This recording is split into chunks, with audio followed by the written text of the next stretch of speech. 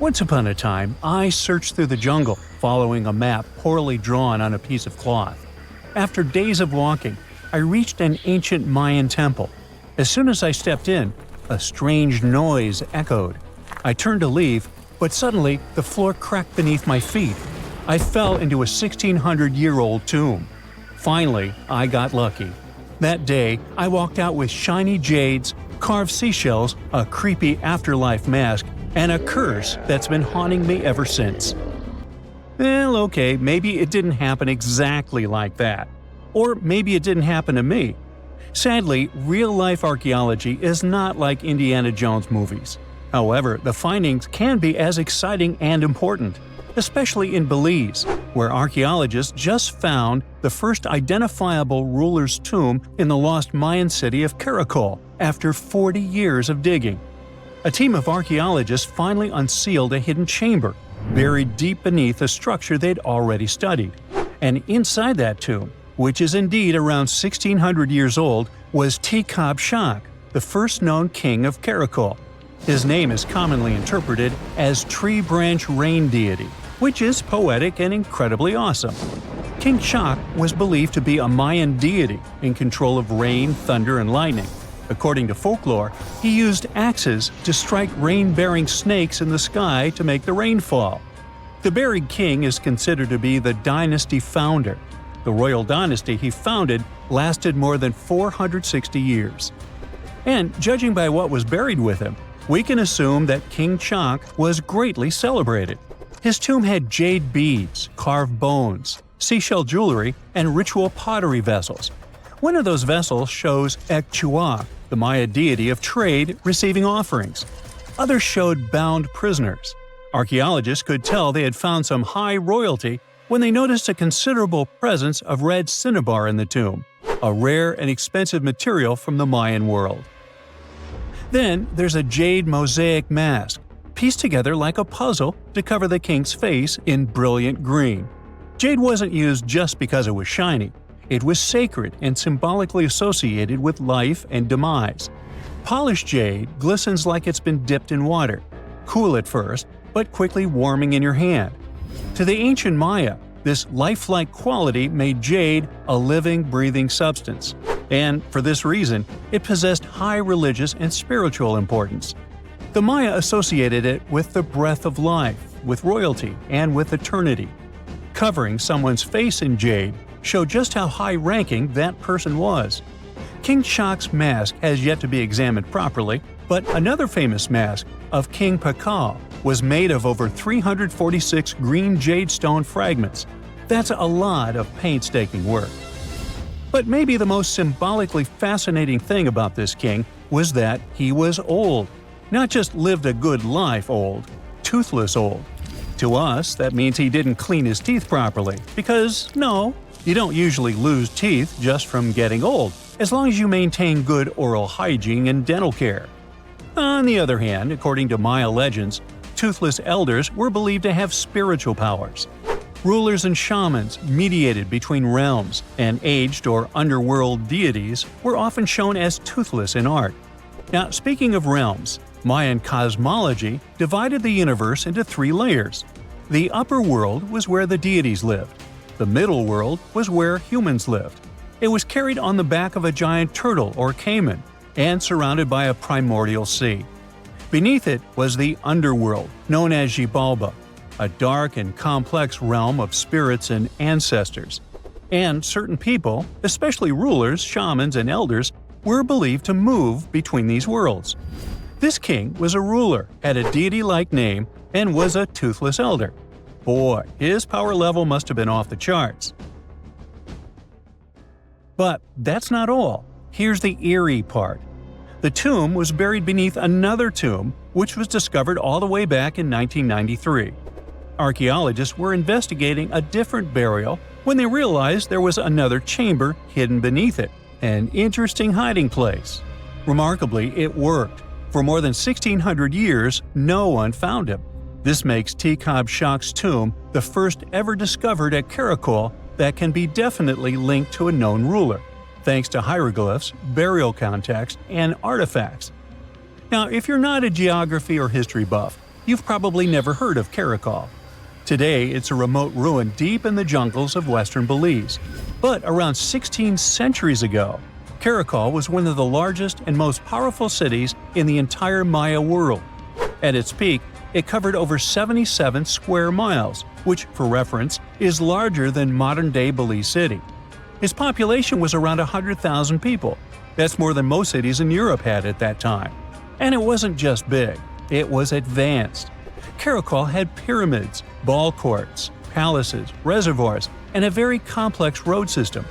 Stuff like limestone superhighways stretching miles through the jungle. Past excavations also turned up arrowheads, drills, spindle whorls, figurines, and everyday tools. King Shak's tomb was one of the 3 major tombs found in the northeast Acropolis. That's near Kana, the central archaeological complex at Karakol, and one of the tallest human-made buildings in all of Belize, even today. It reaches an imposing 141 feet high and contains multiple levels of elite residences and temples. But even with that size, finding tombs isn't easy at all. Most have already been looted. We don't know what else can be hidden there, and in some places, it's too risky to dig up without causing damage. That's why it took researchers decades to finally find something untouched. However, they were able to report over 850 burials and 175 tombs at Karakol over their 4-decade-long project. One of the earliest tombs, dating to around 350 CE, was a cremation burial containing ritual artifacts such as obsidian blades, atlatl spear points, and ceramic styles associated with central Mexico. So, if you're an archaeologist, this city seems to be an old historical gold mine. And old historical gold mines often come with warnings. For one thing, it's "keep out, the ceiling might fall on you." Besides, even though scientists are excited about this discovery, if the king can really walk between realms, he's probably annoyed by all this. So what happens now that the king's eternal rest has been disturbed?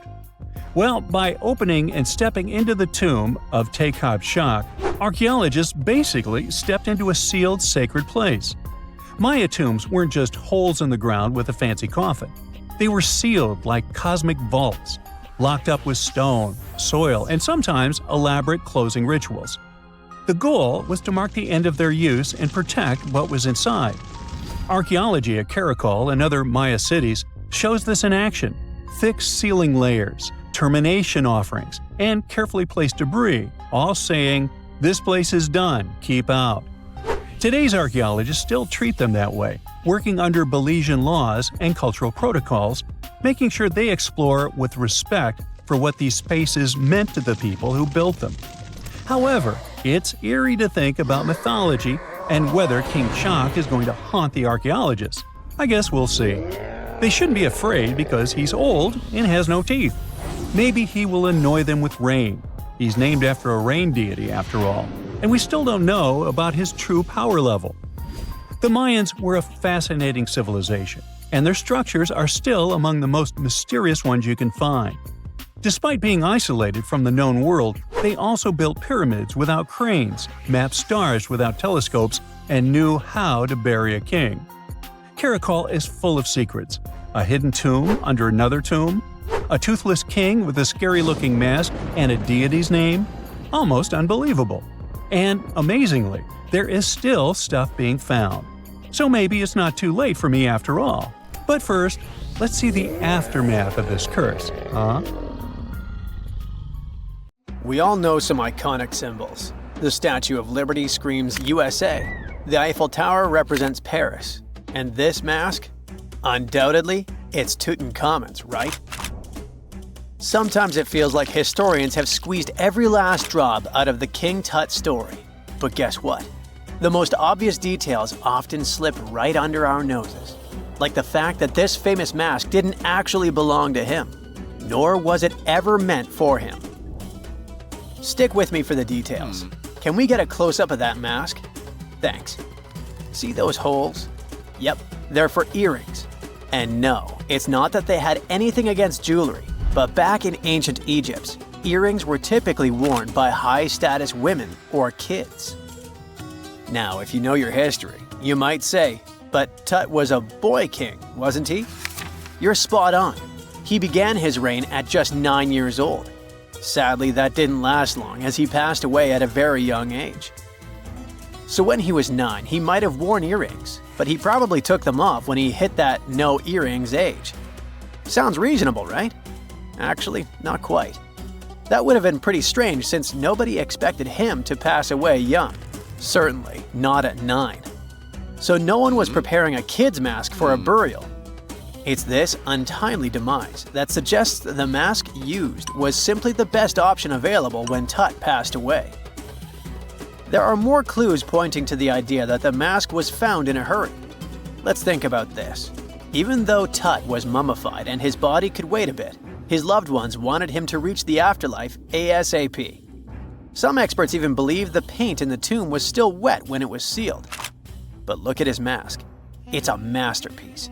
There's no way it was made in a rush. It's way more elaborate than other simpler cartonnage pieces.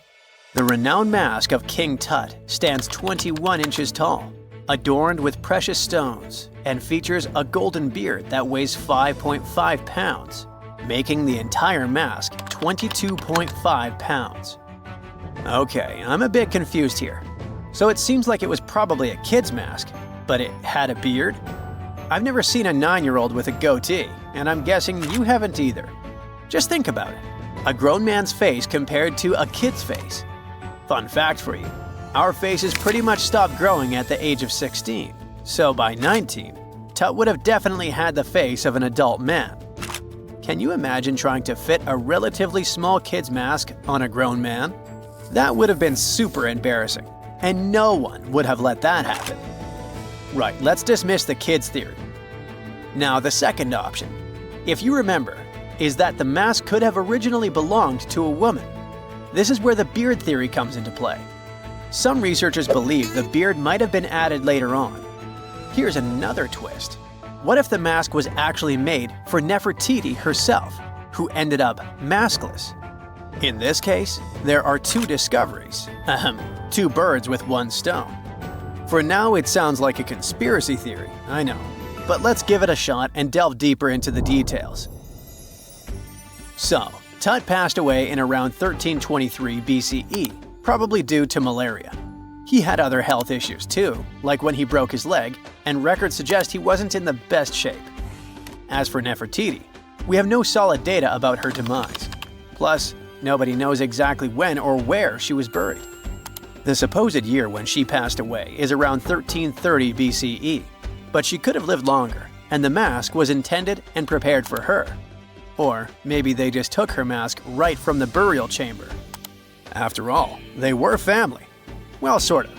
She was said to be his stepmom, having been married to Akhenaten, who was likely Tut's father. But this is not 100% accurate. Some scientists doubt it. Ah, these ancient Egyptian families. It's hard to keep track of who's who. I know, you're not yet convinced that Tut wore a lady's mask. Let me share one more theory with you. Meet Howard Carter, the enthusiastic archaeologist who discovered Tutankhamun's tomb. It was located in the Valley of Kings outside Luxor and, to everyone's surprise, was nearly intact.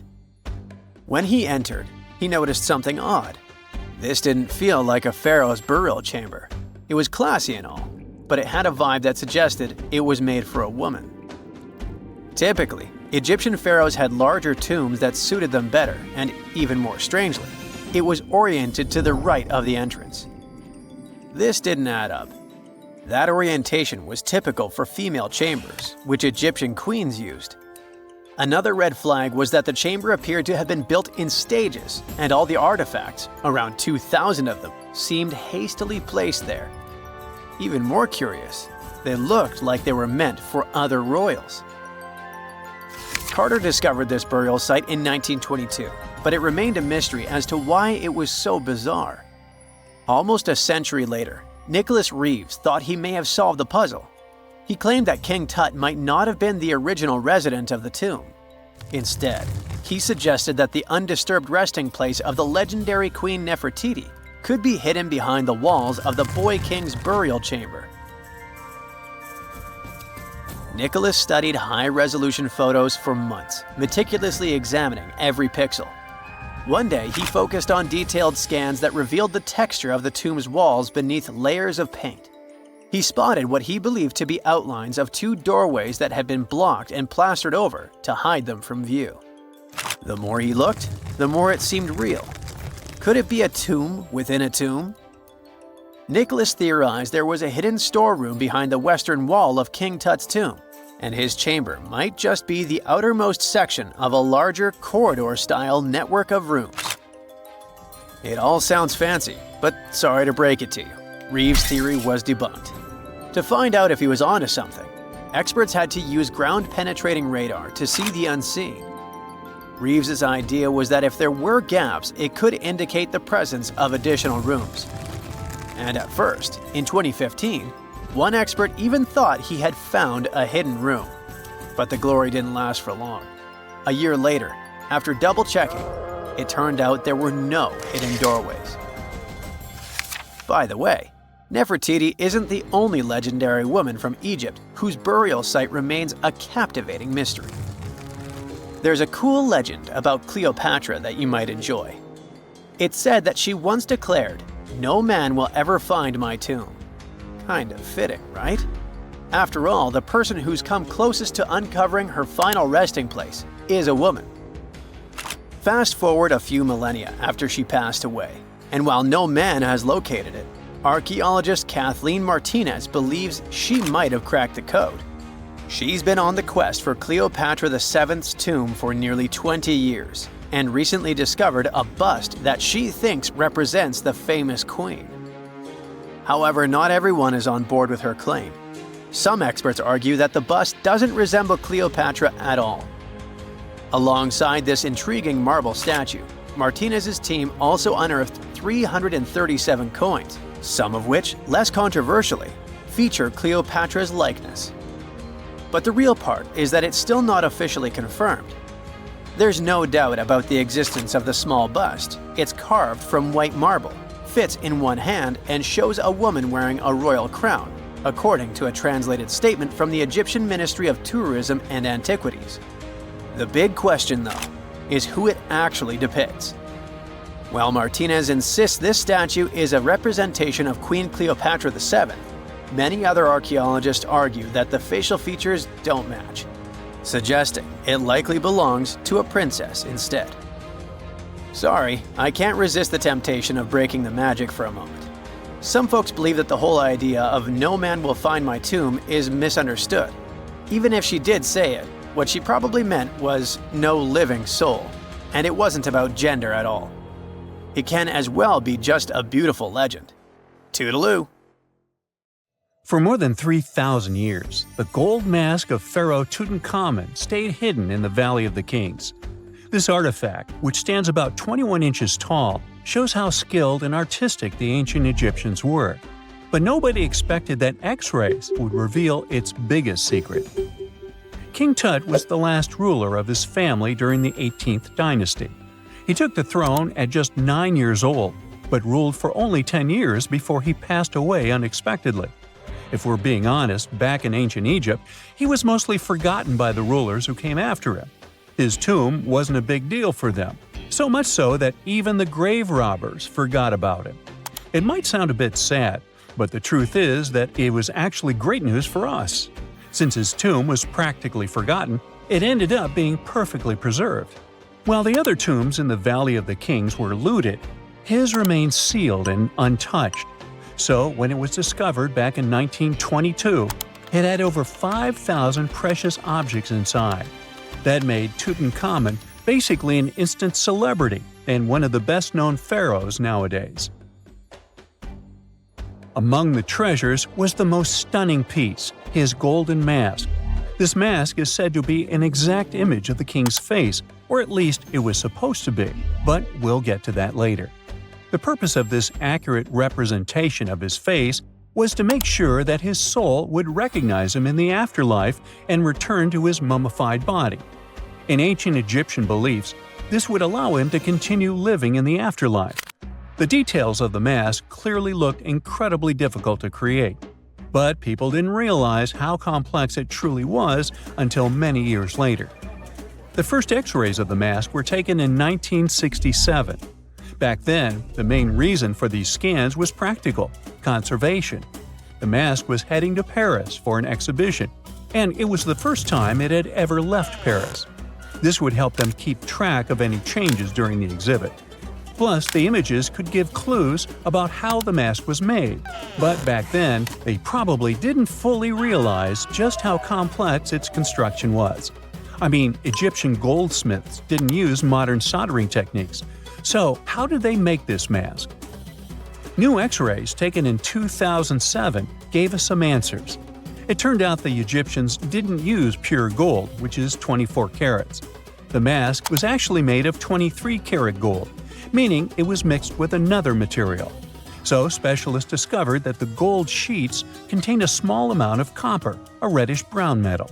This was likely done to make the material more flexible and easier to shape. They would then shape the gold sheets by heating and hammering them over and over again.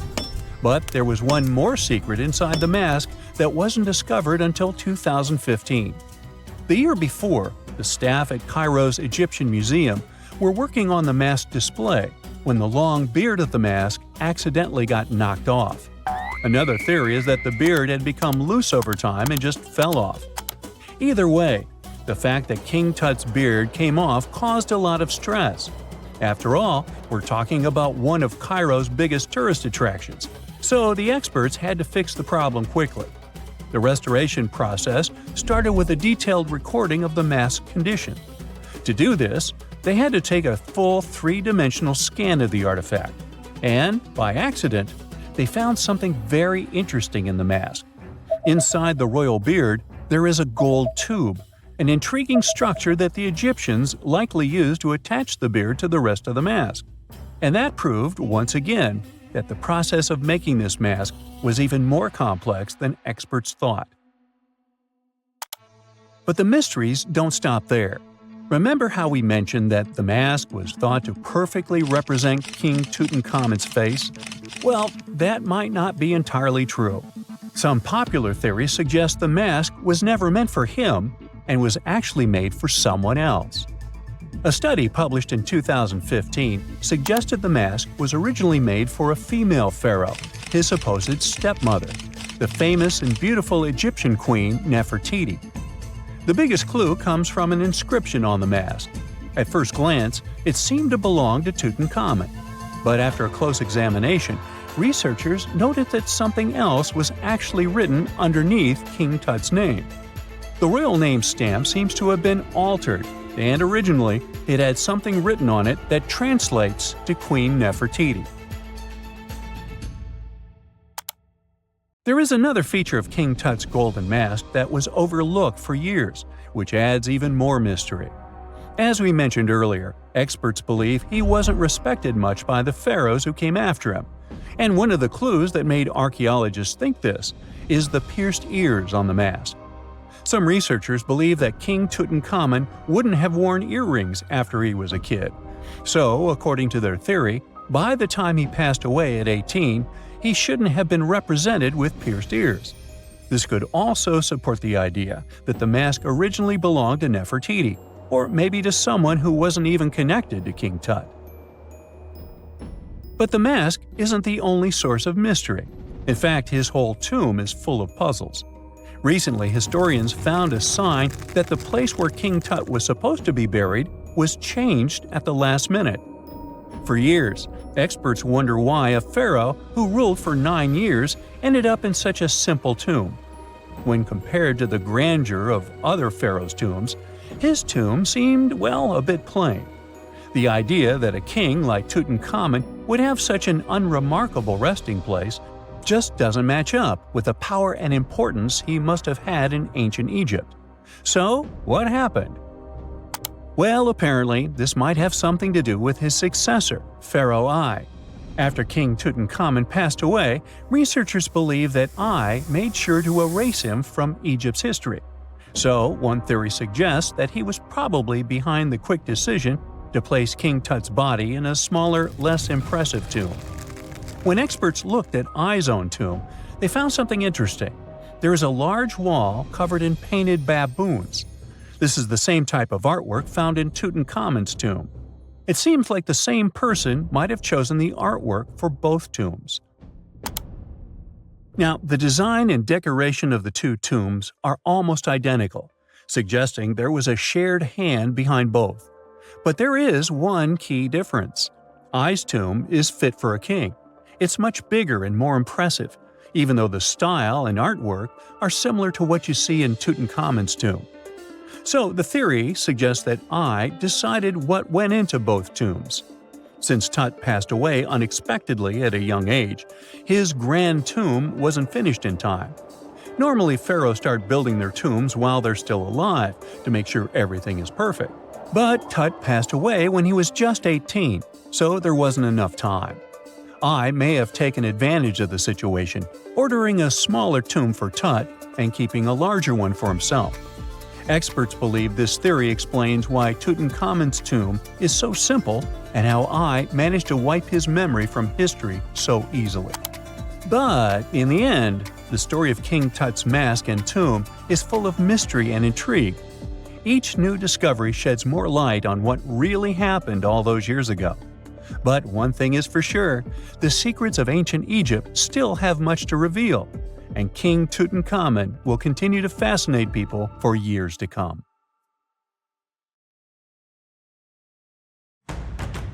You're probably familiar with the saying, X marks the spot. It comes from pirate lore and adventure stories often linked with treasure maps. They may be out of fashion these days, but that doesn't stop countless antiquity hunters from searching through hills and fields daily. One such enthusiast didn't have a map with a giant X on it, but when his metal detector beeped on a sunny day in April 2025, he uncovered one of the largest buried coin hoards ever recorded. So, what kind of treasure are we talking about here, and what makes it so unique? The discovery was made by Romanian hobbyist Marius Mangia, who says he just wanted an excuse to get some exercise and fresh air. During one of those walks with his metal detector in a location 30 miles southwest of Bucharest, the device picked up a signal. As he began to dig, he found a handful of silver coins just beneath the surface. Though oxidized, they seemed remarkably well preserved. Oxidation happens when metal reacts with air or moisture over time, causing it to change color, darken, or develop a crusty surface. Just like a sliced apple darkens when exposed to air if left out too long. The pile of coins grew quickly. Soon, it was obvious they were all packed into a ceramic jar. The final count was nearly 1,500 silver denarii, Roman coins likely buried around 1,700 years ago. However, these denarii date from the reigns of emperors Nero to Marcus Aurelius, covering over a century during the Roman imperial period, which means they're almost 2,000 years old. The presence of coins from multiple emperors suggests that the wealth was accumulated over many years. The Roman money system had a bunch of different coin types, so finding only silver denarii in the stash is a bit odd. It would be like burying $15,000 in cash, but all of it $10 bills. It could mean that the original owner was a trader. Maybe he was hiding his profits during dangerous times. Perhaps it was simply someone's life savings. Depending on the emperor and the period, the value of denarius fluctuated quite a bit, so 1,500 denarii could have been either a comfortable retirement fund or not nearly enough. In the 1st century, one silver denarius could get you 12 loaves of bread, and if you have 5 of them, you could buy an amphora full of wine. An amphora was a large 2-handled ceramic jar used to store and transport wine, oil, or grain, and it seems to be the type of vessel in which this treasure was buried. Though amphorae were made in many different shapes and sizes, the Romans eventually standardized them as a unit of measurement, with one amphora being roughly equal to 7 gallons of liquid. The spot where the jar was buried wasn't tampered with. This might indicate that the hoard remained undetected all this time, but the amphora had already been broken when it was found. But why would it be broken, and what could that mean? While the exact cause of the breakage has not been explained yet, archaeologists say it may have been broken on purpose as part of a protective ritual before burial. In some ancient cultures, ritual vessels were deliberately damaged as a symbolic act. Maybe it means the jar had done its job, either as an offering to the gods or to keep someone from stealing it. You can have my silver, but I'm not giving you my precious jar. However, such rituals were not common in Roman culture, so it's a mystery for now. Perhaps it broke because the jar contained silver while being exposed to 2 millennia of soil pressure, freeze-thaw cycles, root growth, or a blind mole rat trying to find its way around. Although the amphora and its silver are now being preserved and examined by experts, their discoverer almost ended up unrewarded. After finding the hoard, he had to notify the police so they could secure the site. However, he was under pressure because in Romania, you have 72 hours to report any significant historical find. Unfortunately for Mr. Mangiak, he ran into a problem since it was a holiday and the offices he needed to contact were closed. He spent the following 2 days meticulously photographing every single coin before finally being able to present his findings to the authorities. While the exact amount of prize Mr. Mangiak might receive isn't publicly known, Romanian law typically awards 45% of a discovery's appraised value to the finder. Not a bad outcome for what started as a casual walk with a metal detector. Meanwhile, the site itself had been declared an archaeological zone, and any future digging will be done under expert supervision, which means that this story might have a follow-up one day. But for now, let's focus on what makes metal detectors beep and see if there are more hidden troves to be found around the world. Today, most hobby-grade detectors rely on something called VLF technology, where VLF stands for very low frequency. When you sweep the detector over the ground, its coil sends out an invisible magnetic field. If something metallic is within that field, for example a nail, a discarded wedding ring, or ancient Roman silver, it bounces back a signal. The device picks that up and beeps to let you know something's there. The stronger the signal, the closer or bigger the object probably is. Basically, it's using electromagnetic induction to make buried metal respond, like calling into a cave and listening for the echo coming back at you. Fun fact, bats use a similar principle to detect what's in their environment, but with sound. It's called echolocation. If you yell in a cave and disturb a bat, it might send out high-pitched clicks that bounce off objects and return as echoes, helping them pinpoint everything around them. Doesn't matter if it's a tiny insect or a pesky human in complete darkness. Metal detectors use magnetic waves. Bats use squeaks and echoes. Now, if all this got you curious about grabbing a detector yourself, what are some major locations to consider? Mr. Mangiak simply went for a walk, but for many, it's a rewarding hobby that helps history and also pays off well. And not just in Romania, but all over the world. In the UK, regions like Norfolk, Suffolk, and Lincolnshire have become hotspots where enthusiasts regularly uncover Roman coins, Viking relics, and medieval artifacts. During the Iron Age, burying valuables was a common practice. Some researchers think it was done as a way of storing valuables. Others think it was part of a ritual. But either way, many of those hoards could still be there. France also has plenty of stuff hidden beneath the ground, including ancient Roman and Gallic treasures. In the Netherlands, someone recently uncovered a fragment of an extremely rare Viking sword. Scotland is no exception either, and findings like Peebles' hoard give additional insights into the Bronze Age. If you don't feel like venturing alone, there are organized metal detecting tours available in various countries, offering guided access to historically rich sites. That's if you're planning to search for lost relics. But what if you want to bury your own treasure chest and hide it from a metal detector? How far do you need to dig? Most hobby-grade detectors can spot a large object close to 3 feet deep. Smaller stuff like coins, just 6 to 8 inches. We also have to take into consideration that wet ground can actually boost detection. It helps signals travel better and makes buried metal easier to spot. On the other hand, professional, expensive detectors that use advanced technology can detect large metallic targets at depths of almost 100 feet, especially on a rainy day. But unless you bury your chest in a strategically important place, odds are it'll stay uncovered. Just don't forget to mark the spot on your map with an X. The Sahara Desert is like a Mad Max movie. Scorching heat, endless dunes, and an overall barren wasteland. A place where no one could live, right? Well, forget all you know about it, because 5,000 years ago, the Sahara was a lush paradise of grasslands, lakes, and rivers, and the home of a ghost civilization that vanished without a trace. Our tale begins in the 1930s, when a Hungarian explorer stumbled upon a cave in the middle of the Sahara. Inside, he found something bizarre: ancient rock paintings of people swimming in a lake, surrounded by giraffes, hippos, and crocodiles. At the time, everybody shrugged it off as some symbolic depiction of the afterlife, because really, who would imagine a lake in the Sahara? Well, fast forward some 70 years later, when a group of archaeologists made a discovery that flipped the script. In a rock shelter in Libya, they unearthed 15 mummies, along with baskets, ceramic pots, and other everyday items. This may look like prehistoric junk to most people, but to archaeologists, it was like uncovering a key piece of evidence. Those people weren't just passing through, they lived here.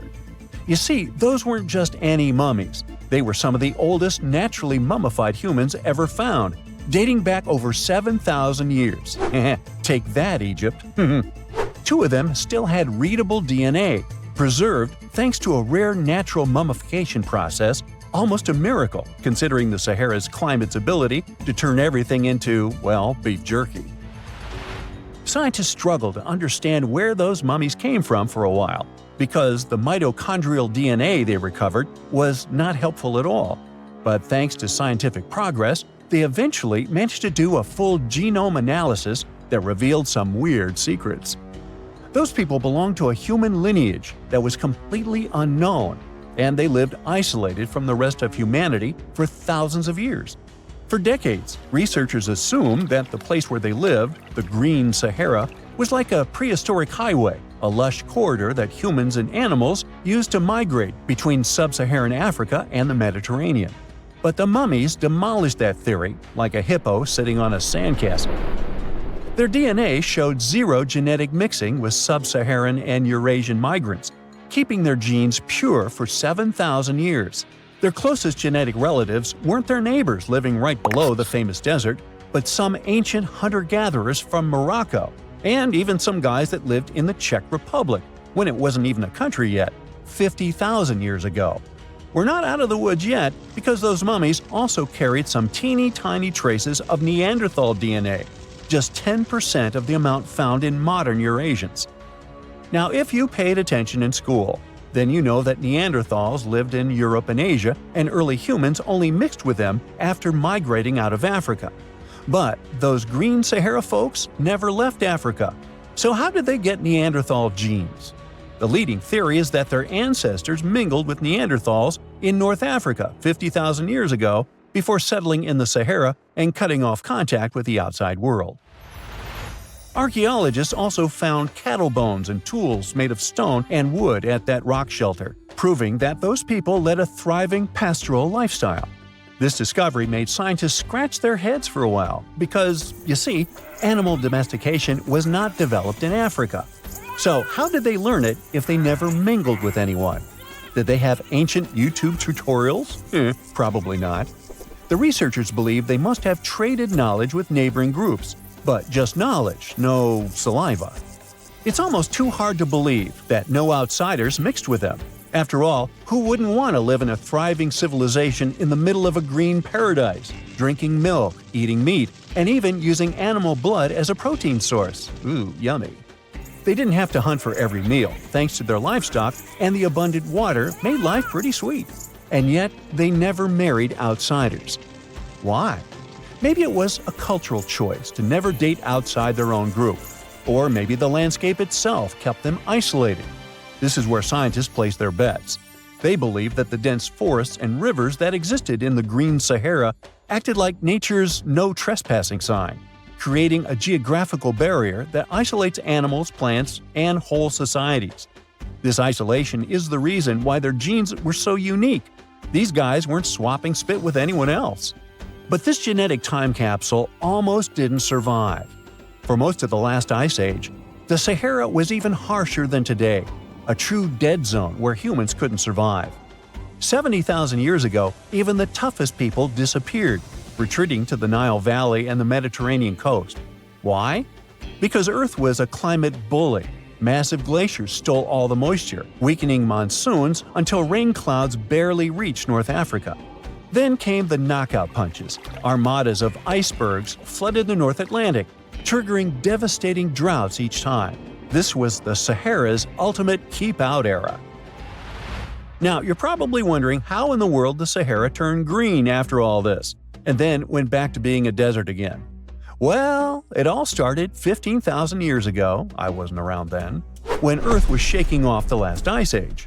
Our planet's axis was a bit wobbly, and because of that, the northern hemisphere got closer to the sun, getting extra sunlight and heat.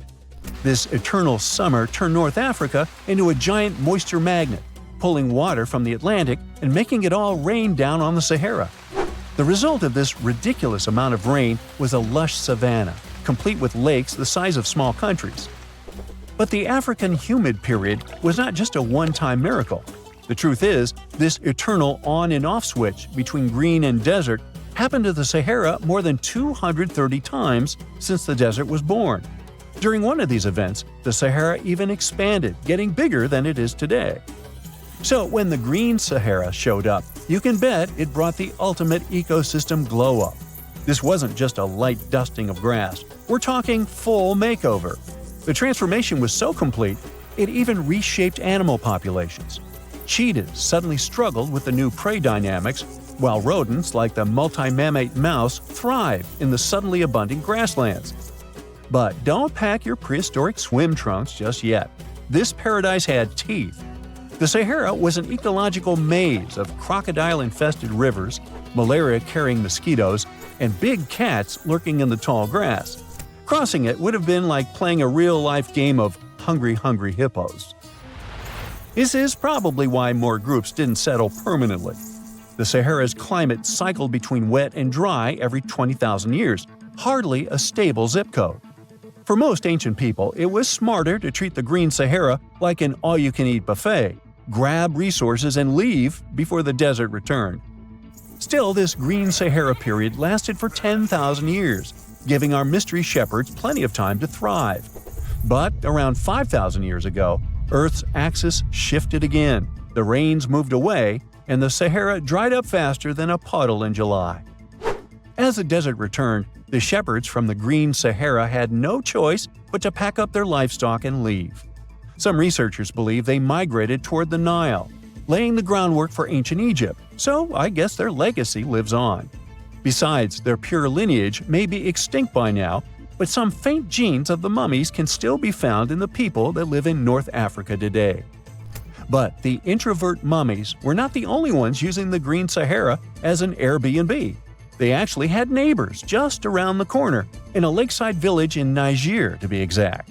Those people thrived for 5,000 years and left behind the oldest Sahara Desert cemetery, including a man buried in a turtle shell, a grinning Halloween man with filed teeth, and a heartbreaking family embrace frozen in time, victims of the very waters that sustained them. Eventually, those people disappeared too, just like it happened to our antisocial friends. This proves that this desert outsmarts everyone, with a landscape that gives paradise with one hand and takes it away with the other. Scientists have discovered a never-before-seen pyramid immersed in the sands of Judea. After a little digging, they discovered that it held treasures that had been untouched for over 2 millennia and historical secrets that we can only now access. At the Zohar Fortress site, 2,600 feet above the Dead Sea, archaeologists were searching for manuscripts that would provide new information about the history of the site. The excavation was originally part of a long-standing campaign launched by the authorities. Its goal was to protect the sites from looting and unauthorized excavations. What they didn't expect was to find a pyramid-shaped structure built on top of a hill, made of hand-cut stones, each weighing hundreds of pounds. At first, the experts thought it was just a tomb, but they soon noticed the shape of the original walls and understood that the mound was a construction. They immediately realized that someone had dug into the top of the structure, probably looters who had spotted something valuable there. Luckily, most of the structure was still buried in sand, so the most valuable finds were hidden from sight. In the first week of excavation, volunteers found fragments of papyrus, bronze vases, and even ancient furniture, which were exceptionally well preserved. The desert climate had been a great ally in preserving those artifacts over the millennia. With little humidity in the air, mold cannot form. So, organic materials such as wood and fibers are protected from cracking and deformation. Hypotheses suggested that the pyramid had been built during the First Temple period. However, new discoveries have shown that it's more recent, from the Hellenistic period. Considering this and the fact that the structure dates back 2,200 years, it's believed that it probably appeared shortly after the death of Alexander the Great, the famous ancient Greek king of Macedonia. At that time, his generals divided the former Seleucid Empire. Ptolemy took control of Egypt and the surrounding regions, including the Dead Sea area, while Seleucus took control of the north, which is now part of the Middle East. It's still not known for sure whether the pyramid was built under the rule of the Ptolemaics or the Seleucids. Both Ptolemaic coins and coins from the Seleucid kingdom have been found at the site. Even so, many scholars believe it was built when the region was under Ptolemaic control. Evidence also suggests that the building, despite its longevity, collapsed at some point. But that's not why it was abandoned by the ancient Egyptians, which begs the question of what purpose it was built for. Some believe it was used as a tomb due to its picturesque location on top of a hill. Others believed it may have served as a historical monument. However, one of the strongest theories is that the pyramid was a guard tower, protecting an important trade route along which salt and bitumen resources from the Dead Sea were transported to coastal ports. They also believe it may have been used by Ptolemaic officials to collect taxes from travelers. It would be something equivalent to our modern-day toll booths, or even port inspection agencies. Although the contents of the papyrus documents remain a mystery, it seems very likely they were written using the Greek alphabet, and some experts believe that they may have been tax documents, which would make perfect sense, given the theory that the pyramid was a guard tower. The team calls it a fascinating historical mystery that the dig is helping to unravel, but the find is just a grain of sand in an entire desert. The dig is part of a larger project that's been going on for a long time. And in the last 8 years alone, it has scanned 111 miles of desert cliffs and identified approximately 900 caves within that radius. Using rappelling equipment, advanced technology, and specialized documentation methods, archaeologists discovered thousands of rare items, such as hidden scrolls, woodworking tools, carpets, leather goods, and even treasures. For them, the Judean desert is an ancient vault just waiting to be opened to reveal its secrets. A few years before they found the mysterious pyramid, they discovered a cave that had served as a refuge for Jewish rebels almost 1,900 years ago. The site was about 262 feet from the top of a cliff, and because of its difficult access, it hadn't been explored yet. Inside, they found previously unpublished fragments of the Dead Sea Scrolls that contained religious passages written in Greek. 11 lines of text were reconstructed thanks to the good condition of the papyri. So, scientists were able to identify their etymological content. Probably the best thing, there was no problem with preservation. Thanks to the dry and hot conditions of the desert, the artifacts were in impeccable condition. And there were other historical treasures there. The teams found rare coins, a partially mummified skeleton over 6,000 years old, with skin, tendons, and even strands of hair. There was also a giant basket made of plant fibers, considered the oldest in the world, more than 10,000 years old. With a capacity of up to 26 gallons, it was made about 1,000 years before the invention of ceramics. Speaking of historical treasures, there's another one that has caught the attention of the scientific community. A small piece of fabric that is around 3,800 years old. But it's more than just simple fabric. Dyed with the rare scarlet paint mentioned many times in ancient religious texts, this find is the oldest known evidence of fabric painted with a dye made from insects known as scarlet worms. This is where the intense red hue comes from. It was a highly valued color, like royal blue and purple, because those insects lived in oak trees and could only be harvested for a short period during the year.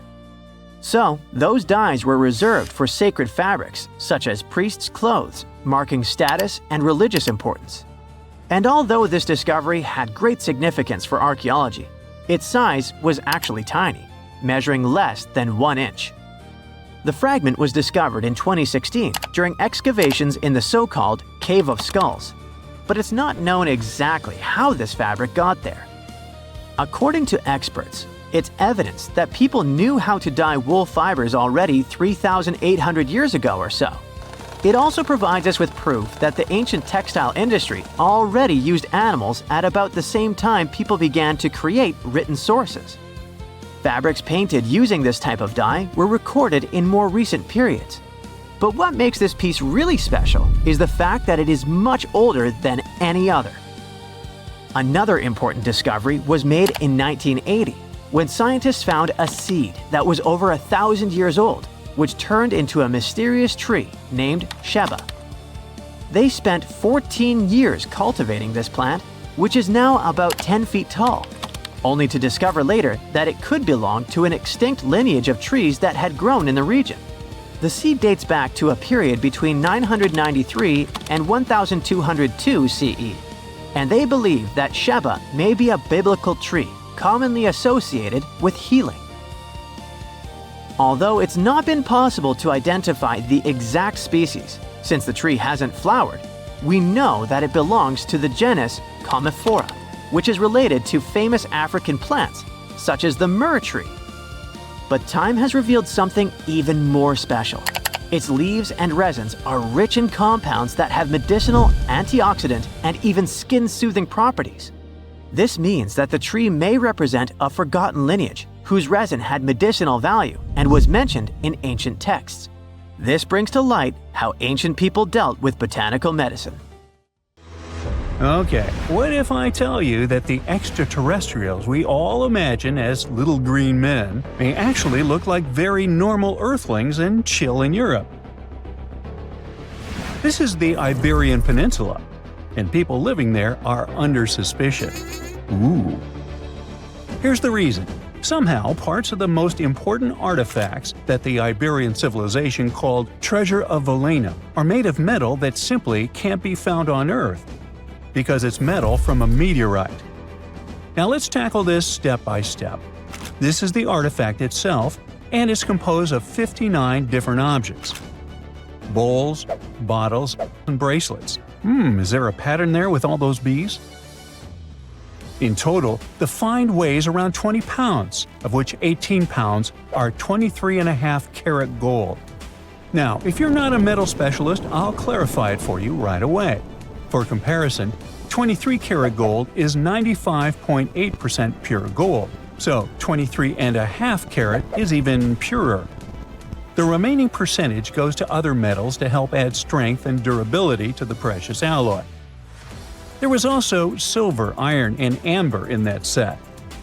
The artifact could have been pretty straightforward, but for these two, let's call them imposters. Look at this wrought iron bracelet and this hollow hemisphere. Can you see that? Those rusty lines on the hemisphere and the overall weird color of the bracelet do stand out, since everything else is made of purest gold. This all started back in 1963, when a researcher noticed a dark leaden metal among the shiny bowls and bottles. The metal was shiny in some areas and covered with a ferrous-looking oxide that was mostly cracked. Now, just so you understand, gold does not usually act this way. Gold is one of the least reactive of all metals, so it won't even tarnish, let alone rust. To figure out where this suspicious iron came from, researchers turned to mass spectrometry, which checks out the mass-to-charge ratio of molecules. Their findings showed that the nickel in the iron is similar to that found in meteoritic iron. Simply put, the bracelet and the hemisphere are of extraterrestrial origin. Ooh. Now, the exact age of the trove is hard to determine, yet it's crucial.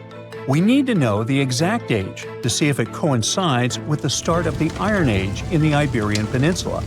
If it does, then no further questions here. But if it doesn't, well, it's, at the very least, weird, if not suspicious. So there's this three-age system. It comprises the Stone Age, then the Bronze Age, and then the Iron Age. The Stone Age is of no importance here, so let's compare the Bronze and the Iron Ages. The Bronze Age began when it was realized that combining copper and tin produced a material that was more durable than either metal alone. This era was all about major upgrades in tools and weapons, but two standout inventions were writing systems and the wheel. Then came the Iron Age. This time was all about slowly bringing iron into everyday life. Iron was way easier to shape into cool designs than bronze. Now this was a big deal, because iron, especially transformed into steel, provided significant improvements in all aspects of life. Tools became lighter, cheaper, and stronger compared to their bronze equivalents. You get it? Good. So researchers have long debated whether the treasure dates back to the post-Archaic era or the latter part of the Bronze Age. The most recent study claims that those artifacts were created in 1400 to 1200 BCE, and something really doesn't add up. First off, the Iron Age began around 500 years after these artifacts were crafted. Plus, ancient craftsmen couldn't know back then how to work with metals that landed on Earth approximately 1 million years ago. And while the dates are really hard to explain, there is a logical explanation for the craftsmanship. The theory here is that those metal workers simply had access to the fallen meteorite, and thus, they could study it well and discover its properties before using it for decorative purposes. They could have figured it out through trial and error, and once they knew exactly how to work with this extraterrestrial metal, they proceeded to adorn the artifacts with it. Plus, there were the Phoenicians, who contributed to their craftsmanship. Now, it's true that the Iberian people have been processing metal and making pottery long before the Phoenicians settled on the peninsula. But the arrival of new metalworking techniques and the introduction of the potter's wheel enabled them to produce better quality goods much faster than before. So, we figured out the extraterrestrial origins of the Iberian artifacts. But guess what? This area is still under suspicion. The reason for that is the language they spoke. You see, for most modern languages people use today, there will always be some proto-language. Say for Italian, Spanish, and French, it's Latin, hence their similarities.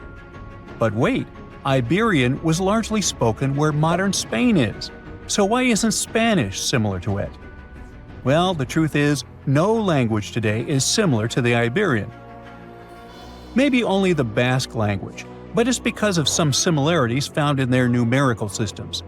Basque is classified as a language isolate, or simply unrelated to any other known languages, and the only language isolate in Europe.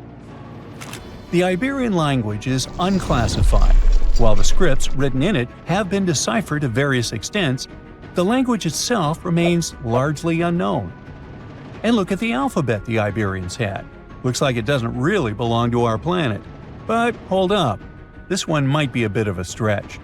When the Phoenicians came to the peninsula, they brought along their alphabet to the Iberians. But honestly, the Iberians probably weren't keen on just copying someone else's writing system, so they tweaked it until it looked completely different. Let's just say they took some inspiration and ran with it. While linguists can guess to some extent how most characters sounded, actually translating the language is still completely impossible. The Iberian language was non-Indo-European and faded away over 2,000 years ago. And there aren't any similar languages left to help us out. Super frustrating, right? Yeah. We got over 2,000 Iberian inscriptions from tombs, coins, potteries, lead plates, and even cave wall carvings. But aside from a handful of words, we're totally in the dark about what they mean. Now, if we could understand their language, we might have learned that they were great thinkers and all, but we can only contemplate the works of art they left. Iberian culture has a lot of amazing stuff made by talented artisans. We're talking about not just metalwork and ceramics, but also detailed sculptures, textiles, jewelry, and other personal bling. But here's the catch. Making all those luxury items depended a lot on a big farming class. At the heart of Iberian society, most folks were involved in farming and taking care of livestock. Depending on where you were, the types of farming varied. For example, up in the north, they were all about growing grains, while down in Valencia, they focused on producing olive oil and other agricultural aspects. In the west, raising animals was the name of the game. Still, we don't have much information about the day-to-day lives of the many people doing this essential work. Yet, on the flip side, we know a lot about the upper class of Iberian society, who control these agricultural resources and hire the artisans. By the 7th century BCE, we start to see a group of Iberian princes who were living the good life, trading with the Phoenicians and enjoying fancy luxury items. You can spot this elite class in their burial practices. Cremation was the go-to method for funerals among the Iberians, and wealthy individuals were often found in cemeteries with all sorts of lavish goods and funerary sculptures that give us a peek into the fashion and hairstyles of the rich. Interestingly, starting in the 6th century BCE, there was a noticeable drop in the number of recognizable burials, which suggests that these elaborate funeral customs became more exclusive to a small elite. Meanwhile, the fate of the majority, farmers, artisans, soldiers, and laborers, who made up a big chunk of the population, remains a bit of a mystery. It used to be a pretty advanced civilization, but it vanished without a trace. Researchers think it could have been due to some massive earthquake, but so far we don't know for sure.